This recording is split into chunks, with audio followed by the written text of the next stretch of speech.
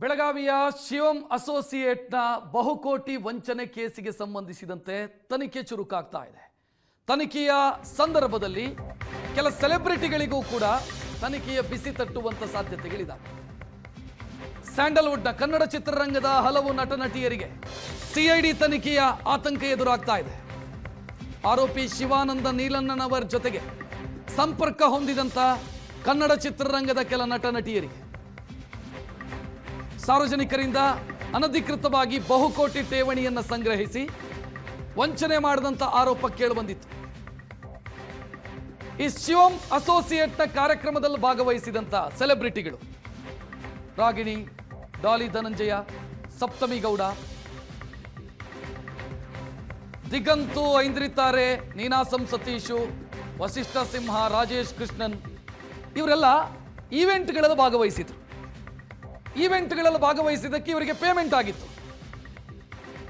ಸದ್ಯ ಅದರ ಆಧಾರದ ಮೇಲೆ ಪೊಲೀಸರು ತನಿಖೆಯನ್ನು ಮುಂದುವರಿಸುವುದಕ್ಕಿದ್ದಾರೆ.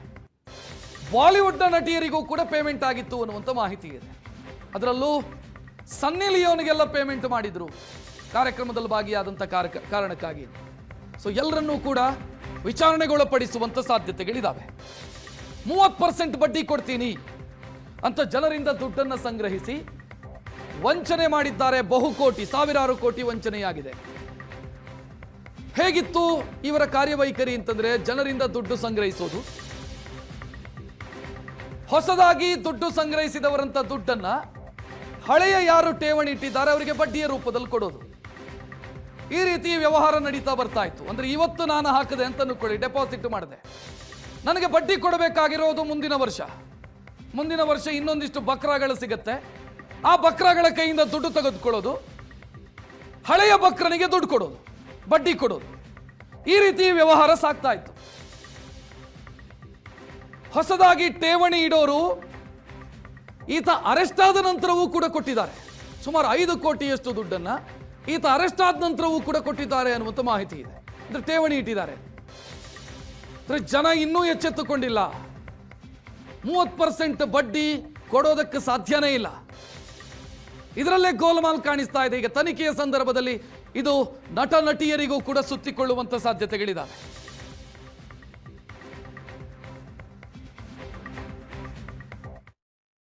ಬೆಳಗಾವಿಗೆ ಸಪ್ತಮಿ ಗೌಡ, ಪೂಜಾ ಗಾಂಧಿ, ಡಾಲಿ ಧನಂಜಯ ಎಲ್ಲರೂ ಬಂದಿದ್ರು.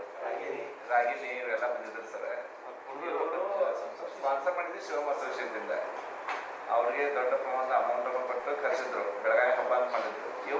ಇವ್ರಿಗೆ ಏನಂತ ಹೇಳ್ದಲ್ಲ, we are searching for those transactions. ಅಂದ್ರೆ ಟ್ರಾನ್ಸಾಕ್ಷನ್ ಆದ್ರೆ ಅಷ್ಟೇ, ಟ್ರಾನ್ಸಾಕ್ಷನ್ ಆದರೆ ಕ್ಯಾಶ್ ಪ್ರೂಫ್ ಬೇಕಲ್ಲ ನಮಗೆ.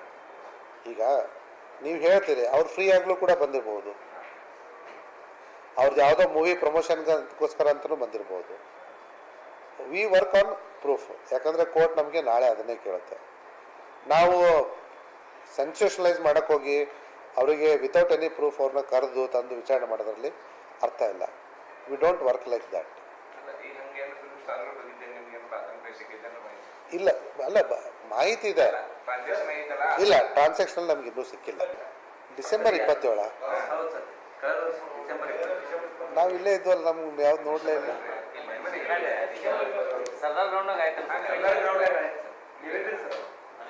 ಹೆಚ್ಚಿನ ಡೀಟೇಲ್ ನೀಡೋದಕ್ಕೆ ನಮ್ಮ ಬೆಳಗಾವಿ ಪ್ರತಿನಿಧಿ ಅನಿಲ್ ಫೋನ್ ಸಂಪರ್ಕದಲ್ಲಿ. ಅನಿಲ್, ಭೀಮಾಶಂಕರ್ ಗುಳೇದವರು ಮಾತನಾಡಿದ್ದನ್ನು ಗಮನಿಸಿದ್ವಿ. ತನಿಖೆಯ ವ್ಯಾಪ್ತಿ ಮತ್ತಷ್ಟು ಹಿರಿದಾಗುವಂತ ಲಕ್ಷಣ ಅಂತ ಅನಿಸ್ತಾ ಇದೆ ಇದನ್ನು ನೋಡ್ತಾ ಇದ್ರೆ.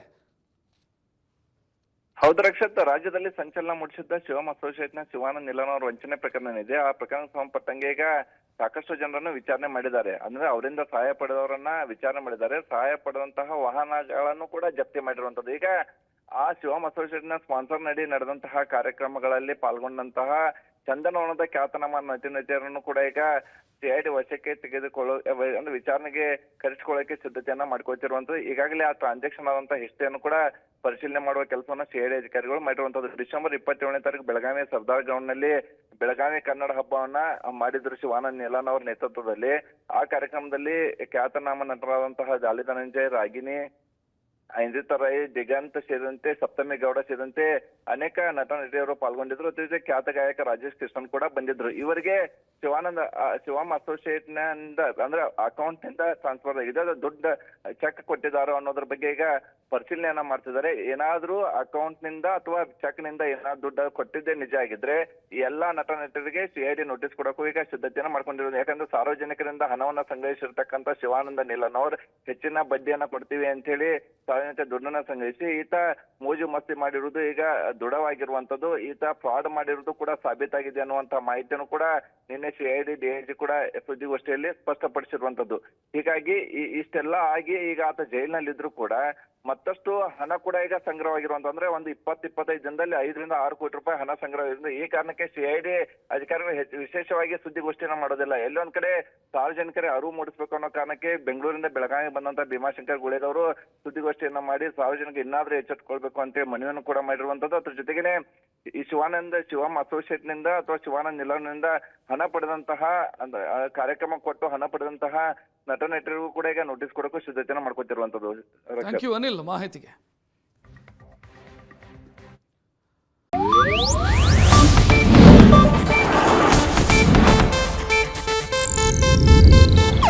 ಇದು ಏಷ್ಯಾನೆಟ್ ನ್ಯೂಸ್ ನೆಟ್ವರ್ಕ್ ಪ್ರಸ್ತುತಿ.